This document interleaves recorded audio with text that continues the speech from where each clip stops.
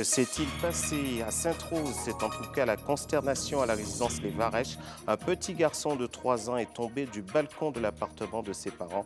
Son pronostic vital est engagé. Il a été admis au CHU. Plage bondée, mer chaude, parfois piégeuse. Il est bon d'être constamment sur ses gardes en vous rendant sur les plages de l'archipel. Nous vous donnerons les bons conseils à suivre pour éviter de transformer vos vacances en cauchemar. Annulée certaines années pour cause d'intempéries, la fête du gosier se déroulera bien ce week-end. Les commerçants étaient appelés à remplir leurs obligations administratives avant d'occuper l'espace public du gosier. Bonsoir à toutes et à tous. Merci de nous accueillir chez vous pour le développement de l'actualité de ce jeudi 18 août 2016. C'est encore un malencontreux drame qui barre la une de cette édition. À la résidence Les Varèches à Sainte-Rose, c'est la consternation. Un petit garçon qui jouait sur le balcon de l'appartement de ses parents a chuté, une chute très grave car l'enfant a été grièvement blessé. Il a été hospitalisé au CHU où il est encore dans un état critique très grave. Reportage sur place, Moïse Dexter, Patrick Curie. C'est aux environs de 18h30, mardi soir, à la résidence Les Varèches, qu'un garçonnet âgé de 3 ans et demi, chute du balcon de sa tante. C'est qu'on a entendu le cri, vraiment le cri, comme si c'est un animal sauvage, le cri de quelqu'un qui criait. On s'est dit qu'il y a quelque chose. Et quand on a entendu les pompiers arriver, là on s'est précipité et il y avait un corps à terre. Je ne suis pas restée à regarder, je n'ai pas voulu regarder cette image. Et l'ambulance est venue tout de suite et ils ont fait appel à l'hélicoptère aussi qui sont arrivés vers 19h. Et à ce moment-là, ils sont partis avec l'enfant. Et on a essayé de s'approcher de la maison pour savoir qu'est-ce qui s'est passé. C'est là qu'on a su que l'enfant, il avait basculé dans le vide au premier étage. Et la personne qui criait, je pense que c'est la personne qui était, les gens qui étaient dans l'appartement. Et cette personne-là même était sous le choc parce qu'on leur a même dit qu'il faut appeler l'ambulance pour elle. Et ce qui m'a plus marqué, c'est le bruit sourd. Le bruit qu'on a entendu, ce bruit-là, il était énorme. J'ai même peur d'aller demander des nouvelles, mais je pense qu'à ça. Je me suis réveillée ce matin, je parle que de ça, je me couche et j'entends que ça. Parce que comme je vous dis, le bruit, je l'ai encore dans ma tête. Et ça, ce sera pour un bon moment. Tous les résidents et voisins aux alentours sont sous le choc après le drame. J'ai vu l'ambulance dans la petite rue perpendiculaire à celle où on est et j'ai su par la suite que c'était un enfant de 3 ans et demi qui était tombé d'un balcon au premier étage.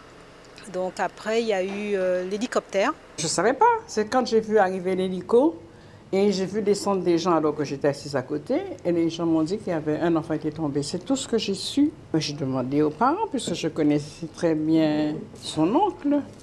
Et qui m'a dit que c'était moins grave que ça en avait l'air. Et c'était tant mieux parce qu'un enfant qui est accidenté, c'est toujours un drame. Pour l'instant, les causes exactes de l'accident ne sont toujours pas connues. Une enquête est en cours. Le garçon est encore hospitalisé dans un état grave puisque son pronostic vital est engagé. Une bonne nouvelle maintenant pour les quelques 27 000 familles de la Martinique qui ont commencé à percevoir aujourd'hui l'allocation de rentrée scolaire. C'est également le cas en Guadeloupe parce que cette allocation est versée par la caisse d'allocation familiale. Une bonne nouvelle parce que cet argent pourrait vous servir pour l'achat des fournitures scolaires. Reportage d'ATV Martinique de Louis Sabas. Alors 24, une pochette de dessin 24. 32. Le gramme c'est... Cette année, les Basiles font leur achat en famille. Feutre, colle, gomme, cahier ou taille crayon, comme tous les ans, la liste est longue. Non, j'ai pas beaucoup de cœur. On avait appris la boîte de cœur. Avec les livres, ils en ont pour des centaines d'euros. Fort heureusement, ces cousines disposent pour leurs enfants de l'ARS l'allocation de rentrée scolaire. Une aide bienvenue, quoique insuffisante, selon leur dire. Je bénéficie d'aide de la CAF de 360 €. Pour mes 2 enfants qui sont scolarisés, c'est pas suffisant, franchement. Si on regarde le prix des livres, j'étais quand même déjà à 90 € pour les 6 livres. Donc, vu que les 360 € c'est pour seulement le premier, et j'ai le deuxième qui est à l'école, mais bon, je fais avec. Je bénéficie d'une aide scolaire pour ma dernière fille. Ça s'élève à 392 €. Bon, est-ce que c'est suffisant? Je dirais non. J'ai acheté 4 livres et les 4 livres me font déjà à 100 €. Ils sont une trentaine d'euros. Et j'en avais 7 à acheter. Non, on ne peut pas faire impasse sur les vêtements parce qu'ils sont tous en uniforme. Il faut acheter l'uniforme. Voilà. Avec les fournitures scolaires, l'achat des uniformes représente l'une des plus importantes dépenses.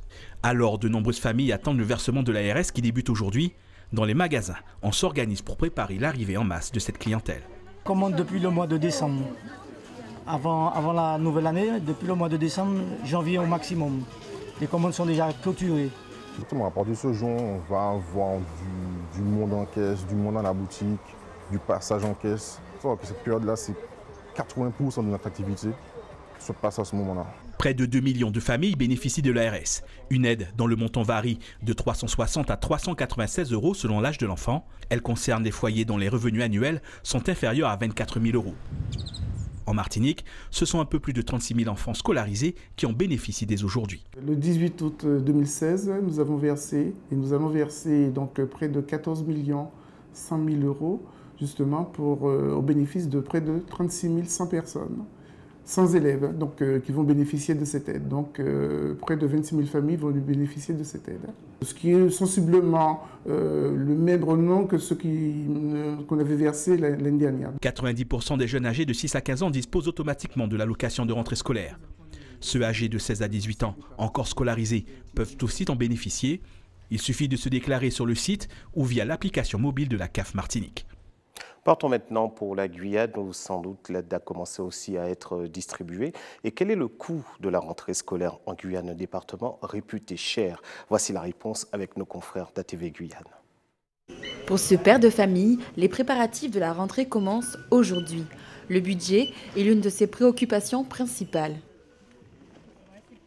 Ça a été un peu plus cher que prévu. 78 €, donc c'est plus cher que prévu. D'habitude, je suis aux alentours de 50 €, voilà. Donc on a pris un peu plus que ce qu'il fallait, quoi. Et pourtant, il a fait attention en se limitant au strict nécessaire, quitte à faire l'impasse sur certains éléments de la liste scolaire. Au départ, on se fait un peu, entre guillemets, avoir, et puis on achète des choses de plus en plus chères, etc. Et puis on s'aperçoit qu'il y a des fournitures scolaires qui ne servent à rien dans l'année. Donc maintenant, on commence à être rodé, et puis on prend le strict nécessaire. Autre astuce, réutiliser le matériel de l'année précédente. Je me suis aperçue que dans les listes, il y a beaucoup de choses qui sont demandées, et forcément pas tout utilisé. Donc du coup, on essaye de réutiliser pour diminuer le budget au final. Pour faciliter l'achat par les familles, certains magasins n'ont pas hésité à mettre en place des promotions. On distribue des tracts, il y a des 4x3 avec toutes nos offres promotionnelles. Il y a aussi un site internet qui permet aux clients de voir tous les produits qu'on propose. Pour que ça soit plus simple, ils ont juste à cliquer le nom de leur école et il y a plusieurs packages qui sont proposés. Donc des articles à bas prix, des articles à moyenne gamme et puis haut de gamme. Alors, maintenant je vais pouvoir regarder les prix. Afin de soulager les ménages lors de cette période dépensière, une allocation de rentrée scolaire leur est versée. L'année dernière, 21 000 foyers bénéficiaient de cette aide. Elsa Gonzalez pour ATV Guyane. Si vos enfants sont turbulents, hyperactifs, voici une méthode qui pourrait vous concerner. Le bureau vélo. Il s'agit d'allier la tête et les jambes pour accomplir son travail scolaire. Reportage Linda Kayarsi. Des collégiens qui pédalent en plein cours de français, une situation peu commune. Pourtant, c'est un projet ambitieux de ce professeur de lettres modernes. C'est un outil quand même qui est particulièrement adapté à la société d'aujourd'hui. Elle répond parfaitement donc, aux problèmes que nous rencontrons en classe, problèmes de santé, mais aussi problèmes donc parfois de manque de concentration, élèves décrocheurs. Ça répond aussi pour les élèves qui sont ce qu'on appelle les TDAH. Donc ça veut dire des élèves avec des troubles déficitaires de l'attention, avec hyperactivité ou non. Et donc ces élèves, ça leur apporte un plus. Après plusieurs mois d'essai, ce sont tous les élèves de cette classe de 6e qui vont fourcher leur vélo-bureau pour se dégourdir une dizaine de minutes à tour de rôle. Il y a à la fois donc, un objectif qui est la lutte contre la sédentarité. Donc ça peut intégrer effectivement le surpoids, mais aussi tout ce qui est le bien-être, la bonne santé. Donc nos élèves profitent en même temps qu'ils sont en cours pour faire de l'activité physique. Alors c'est une activité physique modérée, mais qui a ses effets donc, sur le long terme, parce qu'ils sont quand même 7 heures par jour en classe. Voilà. Et justement, les élèves du professeur Vibert adorent leur nouvelle station de travail. Tous sont unanimes, elle leur procure de grands bienfaits. Je trouve que c'est intéressant parce que ça canalise l'énergie et surtout pour les enfants qui sont très excités en cours, le professeur les met sur le vélo et ils arrivent à plus facilement se concentrer. Moi, je ressens que ça me relaxe parce que des fois, quand je suis stressée ou énervée, quand je pédale et quand je travaille dessus, eh bien, ça me détend. Il y a des fois, c'est ennuyant de rester sur une table assis, mais quand tu pédales, tu peux te défouler. Et les notes? Ça fonctionne? Oui, ça fonctionne. Le collège de la Boucan est l'un des premiers établissements européens, après les États-Unis et le Canada, à expérimenter le pupitre vélo. L'appareil a par ailleurs obtenu le prix du public lors de la journée de l'innovation au LPO de Pointe-Noire. On a investi beaucoup là-dedans. Notre établissement entier donc, va se mobiliser puisqu'il va y avoir toute une équipe de professeurs qui va suivre des enfants pendant une année, puis renouvelable après chaque année. Donc on va avoir quand même aussi, donc on va prendre des classes, une classe de 6e, on va suivre son parcours avec un organisme scientifique donc, qui va venir, l'Orsal, qui va venir donc, observer les élèves en classe. Voilà. D'ici la rentrée prochaine, l'établissement scolaire sera doté d'une centaine de vélos bureaux. Prochain défi du professeur de lettres modernes, étendre le dispositif au réseau d'éducation prioritaire de la Boucan et pourquoi pas au sein même des foyers des parents d'élèves. Si vous avez beaucoup mangé, si vous êtes beaucoup sorti, si vous êtes abusé de votre corps, d'aller à la plage, à vous exposer au soleil, vous devez vous demander mais comment sortir de cette situation? Voici la réponse que nous proposent nos confrères d'ATV Guyane. Pendant 45 minutes, ces deux ventouses diffusent le froid dans les zones d'application afin d'éliminer les graisses indésirables. C'est le principe de la cryoesthétique. Que ce soit sur le ventre, les culottes de cheval, les fesses. Ces deux têtes-là aspirent la zone graisseuse et ça va permettre d'injecter du froid. Et ce froid donc, va brûler les graisses et va agir vraiment en profondeur. Cette cliente en est à sa deuxième visite d'amincissement par le froid. Pour elle, les résultats sont déjà visibles. Là, ça va, quand j'ai fait ça, je vois que là, je fais là la première fois, ici, ça descend beaucoup quand même. Comptez 500 € pour 6 séances mensuelles de cryoesthétique. À la fin de chaque session, des recommandations d'usage pour le maintien des résultats sur le long terme, comme cette liste de courses pour une alimentation saine. Elles sont toutes très pressées d'avoir des résultats. Donc on leur explique qu'il n'y a pas que la cure, il y a aussi l'alimentation. Manger des repas goûteux et sains, c'est l'objectif de cette petite entreprise familiale. Elle propose à sa clientèle des recettes maison. Plus qu'une question d'esthétique, il s'agit avant tout de santé. Tout ce qui est obésité, diabète, cholestérol, etc.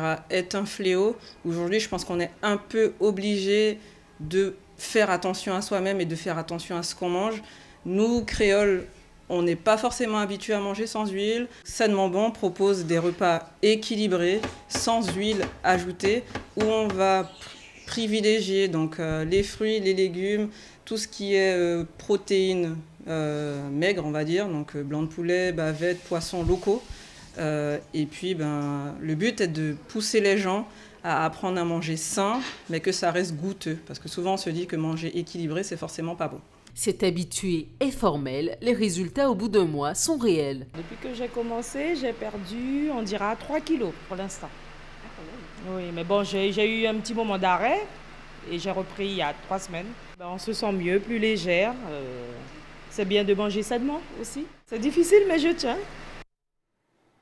La Guadeloupe a-t-elle été pionnière en matière de protection de l'environnement? Si l'on jette un regard sur le passé, la réponse est oui. Dans les années 70, le pays lançait déjà un parc naturel pour protéger le massif montagneux de la Basse-Terre. Ce parc naturel a été transformé ensuite en parc national, en établissement public. Et maintenant, la Guadeloupe dispose de 2 beaux projets dont nous allons parler avec Maurice Anselme. Maurice Anselme, bonsoir. Merci d'avoir accepté de répondre à nos questions. Vous êtes le directeur du parc national de la Guadeloupe. Ce que je disais tout à l'heure, si on regarde le passé, on peut dire que nos élus ont été visionnaires, ont été des écologistes avant la lettre? Oui, je crois qu'on a eu une sensibilité qui était vraiment très profonde et nous sommes le digne héritier du parc naturel qui existait à l'époque, mais aussi du travail réalisé par l'Office national des forêts. Oui, parce que vous étiez associé dès le départ, c'est l'Office national des forêts qui a commencé à construire les sentiers, les pistes. Voilà, hein, il y a quand même un gros héritage de l'ONF que nous continuons à garder et à protéger. Une question un petit peu embêtante, avant on pouvait aller à Moreau par exemple en empruntant toute une route avant d'arriver pour aller vers les falaises et maintenant c'est construit un petit peu partout, comment ça se fait? Parce que c'était des territoires privés, c'était des terrains privés et que vous savez que l'immeuble... À l'intérieur du parc? Oh, c'est pas à l'intérieur du parc. Hein. La seule zone habitée que nous avons en cœur de parc, c'est la vallée de Rivelière avec l'habitation Rivelière. Mais on doit se battre contre cela, en fait, évidemment, pour que tout cela ne soit pas construit, pour que la Guadeloupe, de ce côté-là, reste vierge. Il faut bien voir l'aménagement du territoire. Nous sommes une île et un archipel, et par contre, nous ne sommes pas extensibles. Nous avons des milieux qui sont uniques, une pointe des châteaux, une soufrière, et des symboles qui sont très forts. Donc, je pense que l'homme est suffisamment intelligent pour savoir son intérêt, notamment dans le mieux vivre et vivre ensemble. Alors, on a fini par réaliser ce beau projet sur la réintroduction des lamantins en Guadeloupe. Les 2 lamantins sont arrivés. Ils se portent bien, vous allez nous en donner des nouvelles, mais je vous propose de voir le reportage qu'ATV Guadeloupe a consacré à ce sujet lorsque les lamantins sont arrivés et lorsque nos reporters ont pu aller aux alentours de leur bassin. Regardez. Kai et Junior, 2 jeunes lamantins mâles reproducteurs âgés de 5 et 6 ans, reprennent des forces à l'abri des regards dans leur tout nouveau centre d'élevage de Blachon. Après 2 jours dans le bassin, Kai et Junior commencent à montrer des signes positifs. Ils commencent à interagir avec les équipes de soigneurs. Les animaux commencent à s'alimenter doucement. Tout se fait étape par étape, bien sûr. Ils s'hydratent aussi, c'est des choses très positives. Ce sont des choses très positives. Junior et Kai vont être laissés 3 semaines en quarantaine. Le temps pour eux de s'acclimater. Les 2 mammifères devraient d'ailleurs être rejoints par de nouveaux spécimens. D'ici quelques années, leur descendance sera relâchée dans le grand cul-de-sac marin. À terme, une quinzaine de lamantins devraient être réintroduits en milieu naturel. Nous avons fait quand même des analyses tout le long du littoral, du grand cul-de-sac, et il se trouve que le site de Blachon était le mieux approprié, notamment en termes de santé. Hein. On travaille encore à l'amélioration de la qualité de l'eau, et le site de Blachon, il est pas providentiel, mais c'est quand même, comme l'a dit le maire, hein, le lamentin à lamentin. Et donc nous sommes là, pas loin du cœur du parc marin, qui garantit quand même une certaine qualité de vie aux espèces animales, dont on doit veiller quand même au confort. Classé en danger d'extinction par l'UICN, l'Union internationale pour la conservation de la nature, le lamentin des Caraïbes fait l'objet d'un ambitieux projet de réintroduction porté depuis 10 ans par le Parc national de la Guadeloupe. Au-delà de l'intérêt pour la conservation de l'espèce, c'est une dynamique de reconquête de la biodiversité qui se joue ici. Ça doit même faire l'être humain prendre conscience du rôle et de l'importance de l'écosystème, de la nature, puisque c'est un marqueur écologique très fort, les lamantins. Donc bien sûr, c'est un projet scientifique. Il y a forcément une conséquence derrière qu'il va falloir gérer, c'est que ça va faire que la zone de Blachon deviendra attractive. Donc il faut se préparer à cela, il faut organiser cela, mais il faut le faire en partenariat avec le parc national de façon à ne pas gêner, à ne pas troubler le projet scientifique en lui-même. Le parc national de la Guadeloupe poursuit ses contacts avec d'autres donateurs potentiels dans la zone Caraïbe, la Colombie, le Guyana, le Mexique, le Venezuela. L'idée de diversifier les apports afin de multiplier les ressources génétiques et d'éviter au maximum d'éventuels problèmes liés à la consanguinité. La Guadeloupe, qui avait recueilli plus d'1 million d'euros auprès de l'État, de l'Europe et de mécènes pour la phase préparatoire du projet, a obtenu un financement Life Plus pour la réalisation et le suivi du projet baptisé Life Sirenia jusqu'en 2025. Alors, Maurice Anselme, 10 ans de lutte. Un peu plus, hein, quand pour même. Pour faire venir 2 animaux, on a l'impression que ça aurait pu être beaucoup plus facile, non? Oh non, c'est pas facile. Ça aurait été facile, ça aurait été trop beau et ça se mériterait pas. 15 ans quand même qu'on y travaille et 10 ans à avoir des contacts avec les pays qui sont donateurs pour arrêter un protocole sur l'espèce d'élevage. Ça demande son temps de réflexion. Et qu'est-ce qui nous a qualifiés, au fait, pour accueillir ces animaux? Eh bien, je crois que moi, quand j'ai eu à travailler au parc dans les années 90, nous avions fait un plan de gestion et on nous demandait un objectif idéal pour le Grand Cul-de-Sac. Et c'est vrai qu'à l'époque, l'idéal, ce serait le retour du Lamentin qui avait disparu. Parce que ça veut dire que nous avions réglé des problèmes de pollution, de circulation des engins à moteur, de qualité des eaux, et c'est aussi un excellent marqueur. Donc il faut voir que le rêve que nous avions vu à l'époque, hein, entre un agent du pôle marin, Mme Meige et moi, qui avions rédigé le plan de gestion, qui s'est réalisé. Donc après est venue l'équipe de Denis Giroux et de ceux qui sont là, qui ont matérialisé, commencé à prendre des contacts, et comme la continuité des services de l'État, bon, je suis directeur depuis 3 ans, donc je me suis attaché à commencer à attraper les premiers spécimens pour la Guadeloupe. Alors pour l'employé que vous avez été, pour le directeur que vous êtes aujourd'hui, c'est un succès incontestable. C'est un établissement comme l'aboutissement d'un projet. C'est un projet que je connais de fond en comble, comme je dis tout le temps. Je connais tous leurs métiers. Moi, j'avais les mains, comme on peut dire, dans le cambouis. Et j'ai fait tout leur boulot. Donc je pense que le directeur a quand même des kilomètres derrière et qui peut être un bon timonier pour nous amener vers le succès. Justement, alors regardons un petit peu le travail du parc qui avait choisi pour la protection des raccoons d'en faire son emblème. Aujourd'hui, l'espèce vient d'être classée nuisible par l'Union européenne parce qu'il y a énormément de raccoons en Espagne, par exemple, où les Espagnols les tuent vraiment régulièrement. Donc la Guadeloupe tombe dans cela, alors que le raccoon, c'est quand même l'emblème du parc. Alors comment va-t-on gérer cette situation? Le raccoon, ce n'est pas l'emblème du parc. Le raccoon, c'est la mascotte du parc. La mascotte, oui. La mascotte du parc. À l'époque, on a eu à négocier avec la communication nationale pour garder cette mascotte. C'est vrai qu'il ressemble à un petit ours, alors que ce n'est pas de la famille des ours. C'est un des mammifères terrestres que nous avons qui était encore sauvage, qui est plaisant à l'œil. De toute façon, avec le temps qui a passé, on s'est rendu compte que c'était une sous-espèce, que ce n'était pas un procillon minor, mais c'était un procillon lotor minor, ce qui fait qu'il est arrivé par accident. Alors aujourd'hui, c'est vrai que j'entends des déclassements, qu'il faudrait le déclarer comme nuisible. Bon, je pense que l'administration qui est la principale intéressée, c'est la direction de l'environnement et du logement. C'est la DEAL qui représente le ministère. Donc, vous savez, il ne faut pas s'échauffer. Il faut faire l'état des populations, il faut regarder. Et s'il y a éventuellement des classements, la loi peut le faire. Ceci dit, c'est une espèce qui est très dynamique. Hein. Pour la femelle, elle est capable d'avoir une maturité sexuelle à 1 an. Elle a déporté entre 2 et 6 petits. Les petits sont autonomes à l'âge de 4 ans, de 4 mois. Et la période de gestation est de 6 à 10 mois et 10 semaines. Vous voyez, ça va vite. Les hommes ont empiété sur le territoire, les espèces sont un peu cernées. Donc, comme on en discutait, vous et moi, les gens qui ont les villas, on ne veut pas voir le mille-pattes, on ne veut pas voir de hanneton, on ne veut pas voir, on passe de l'escalier. Mais on habite chez eux. Il faut que l'homme soit bon, chacun chez soi, et les vaches sont bien gardées, on dit. Mais il faut s'attendre à ce que, les champs qui ont été plantés, que cet animal vienne retrouver de la nourriture aux abords des maisons, dans les champs de melons. Je comprends que ça peut effectivement... Il faut vivre avec sa bête, il faut vivre avec l'animal, il faut trouver des solutions d'effarouchement. Et s'il y a des classements, comme ça l'a été pour la tourterelle turque qui était protégée, maintenant aujourd'hui elle est chassable. Ça ne pose pas un problème de société en lui ou bien de protection. Oui, mais il y a eu beaucoup d'erreurs dans les introductions en Guadeloupe. Je prends le cas dans les années 1900, la tique sénégalaise arrive ici. On n'a toujours pas réussi en plus d'une centaine d'années à éradiquer la tique sénégalaise. Ça pose un problème pour l'élevage. Maintenant, les raccoons qui mangent la récolte, les mangoustes qu'on a introduits pour chasser le rat, on a les deux, les mangoustes et les rats. Il y a eu beaucoup d'erreurs de communisme. Il y a eu des introductions accidentelles, hein, mais il y a eu des introductions comme pour la mangouste que vous citez qui étaient volontaires. C'est la Chambre d'agriculture qui, en 1888, voulant lutter contre le rat qui mangeait la canne à sucre, a introduit des mangoustes, mais ils avaient bien préconisé de faire entrer des femelles stériles. Là où ils ont fait entrer des couples. Venant d'Inde, l'animal, il n'a pas de prédateur, donc ça a été une explosion.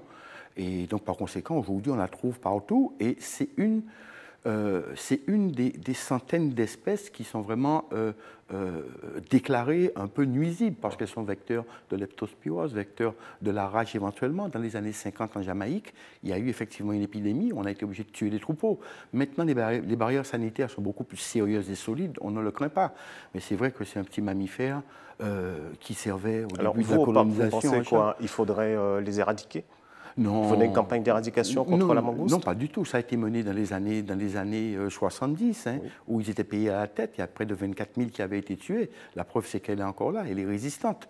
On lutte pour établir un équilibre, par exemple, nous, sur l'île Fajou, parce que la mangouste mange les œufs, des tortues. La tortue est vraiment une espèce en danger, ainsi que ceux des rats. Les œufs de sterne aussi. Il faut trouver le bon équilibre, mais on ne peut pas être ni tout noir ni tout blanc. Il faut trouver des teintes de gris qui permettent de protéger et de développer. Comme les raccoons, en fait.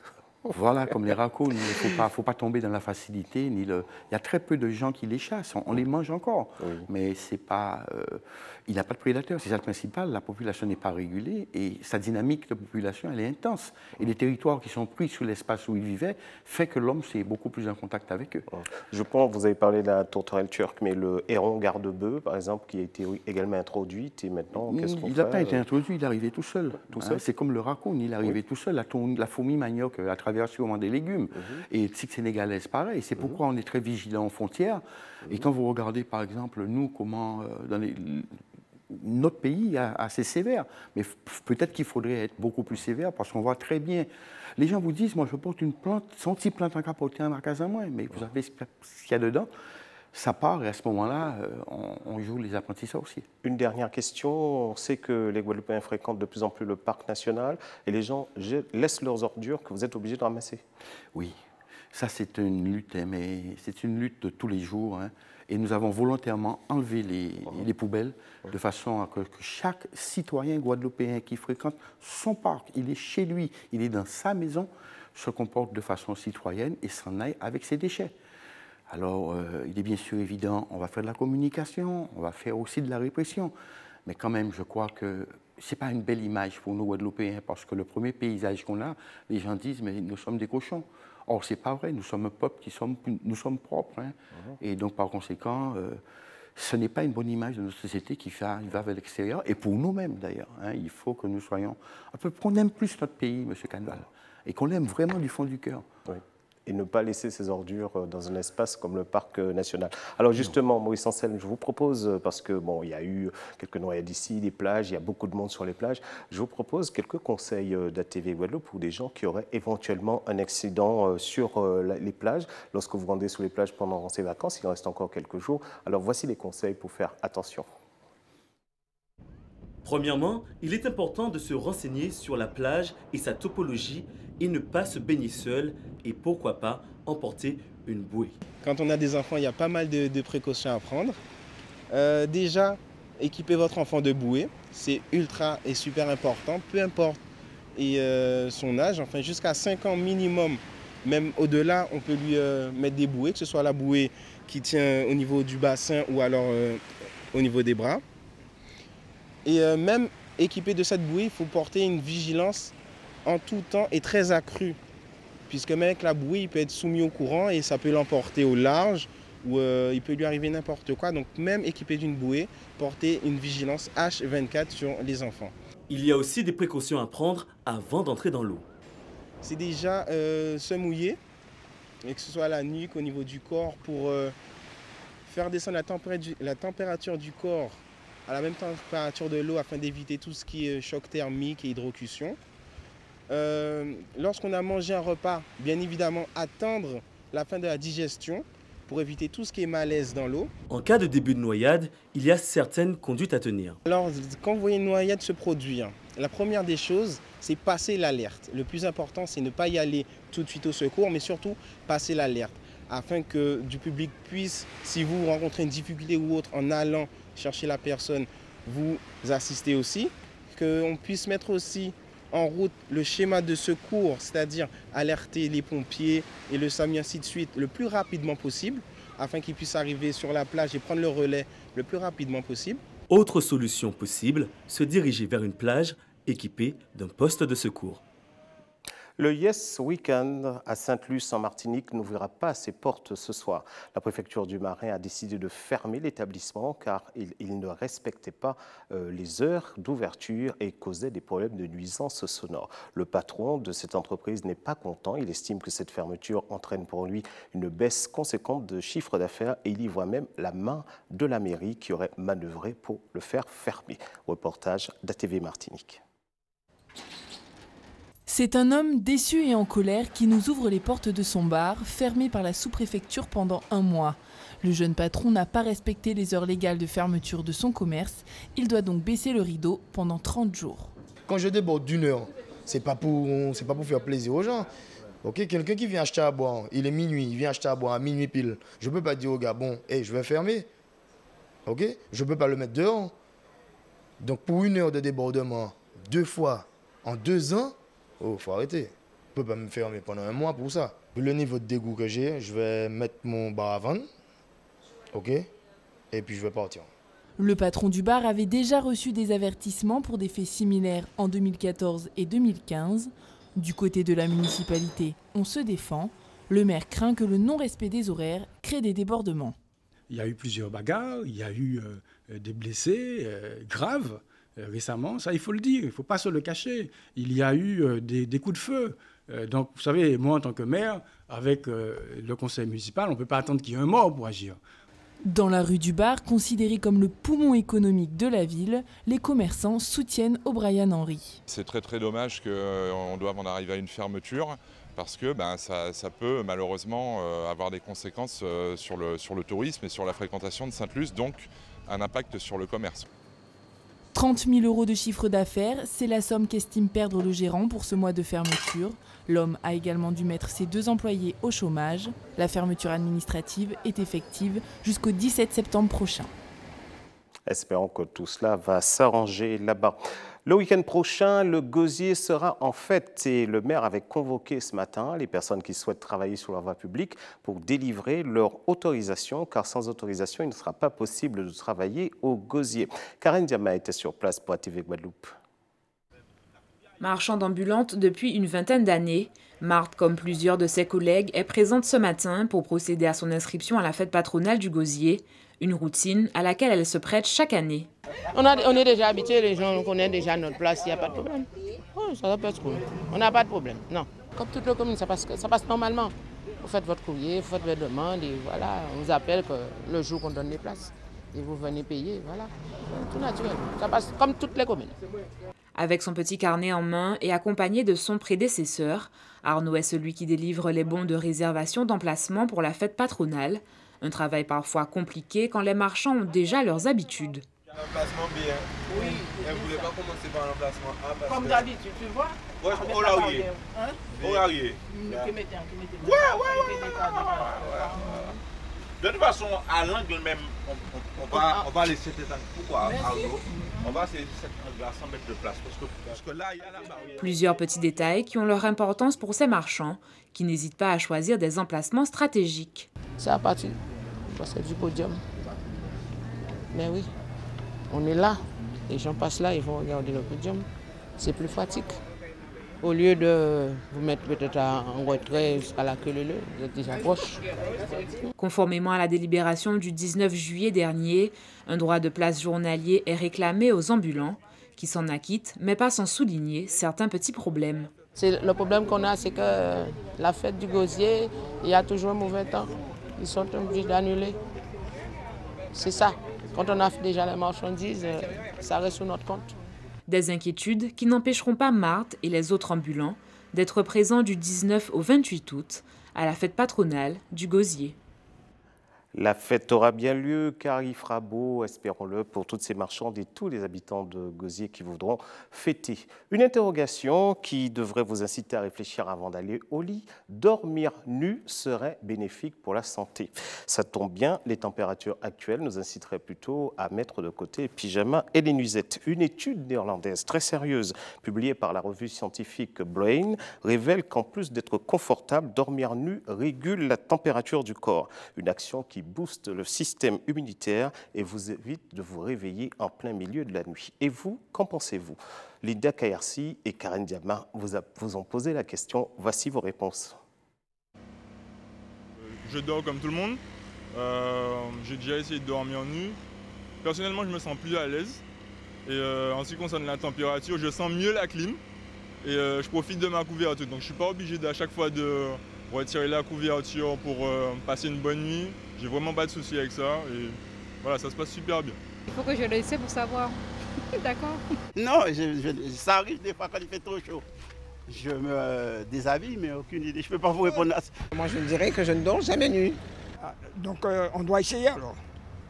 On devrait essayer alors. Non, mais pour avoir une idée, il faut essayer. On pense à rien du tout. Je pense que... Non, pas du tout, non. Donc après, chacun fait comme il veut. Hein. Voilà, si on se sent bien nu, tant mieux. Si on ne se sent pas nu, bah, pas bien pour dormir, on s'habille. Dormir nu, je pense que non. C'est pas en dormant nu qu'on aura une température ambiante agréable, parce que notre corps se régule d'elle-même. Donc je ne pense pas que ce soit la bonne raison. Je ne sais pas, je ne dors pas nu. Alors c'est là que j'arrive pas. Non, j'arrive pas à vous dire. Je crois que je vais essayer ça. Je crois que je vais l'essayer, comme ça je dirai, je pourrai répondre après. Accompagné ou pas? Accompagné ou pas? Comme vous voulez. Ah bah il faut voir. Bah, je pense que je vais essayer ça, puis je vous dirai après. Je n'ai pas encore la réponse là. Ouais, c'est passé bien, le corps transpire bien, mais bon, sinon, non, je ne sais pas quoi faire. Moi, on connaît toujours les nous lever, nous toujours connaître qu'il faut dormir avant ça fait plus bien que l'intranspirer, qu'on transpire et plus bien dormir de la nuit qu'on dormir nuit. C'est pas bien de dormir tout tourner, c'est pas bien. Oui, ça m'est déjà arrivé et je ne me réveille pas. Comme je suis une personne que je me réveille dans la nuit, ça m'est déjà arrivé mais je ne me suis jamais réveillée. Donc je dis oui. Dormir nu, c'est... Ouais, moi ça me permet de mieux dormir. Hein. Je partage cette opinion, puisque moi-même, dormant nu, je me sens déjà beaucoup plus à l'aise. Je fais des nuits complètes sans interruption, effectivement. Et c'est comme je dis souvent, même quand je vais me baigner, enfin je suis dans la mer ou à la piscine, je sens quand même, c'est plus agréable de se baigner nu que de porter un maillot. C'est pas la même sensation et je me sens un petit peu, ça pénètre quoi en fait dans mes sens directement. Je veux dire, ça a beaucoup plus de vertu, l'efficacité est beaucoup plus au point. Karen Diamé a affronté toutes ces réponses toute seule, me faisait-on remarquer. Voilà, c'est la fin de cette édition. Quelques informations pratiques maintenant. Je vous demande de noter, si vous avez de quoi noter. Il y aura la télédéclaration des loyers, c'est possible de la faire sur caf.fr. Ça va faciliter le versement de l'allocation logement. Donc, vous avez la possibilité de le faire. ADEME, Conseil général, appel à projet pour réduire la production des déchets jusqu'au 30 septembre prochain. On vous demande de proposer des projets. Vous pouvez très bien aller sur le site cg971.fr. Et puis, le don du sang, c'est très important. Demain, 19 août, Géant Casino à Bas-du-Fort, de 8h30 à 13h, vous pourrez donner votre sang. Merci de nous avoir suivis. Je vous rappellerai les principaux titres de cette édition dans un instant. À tout à l'heure.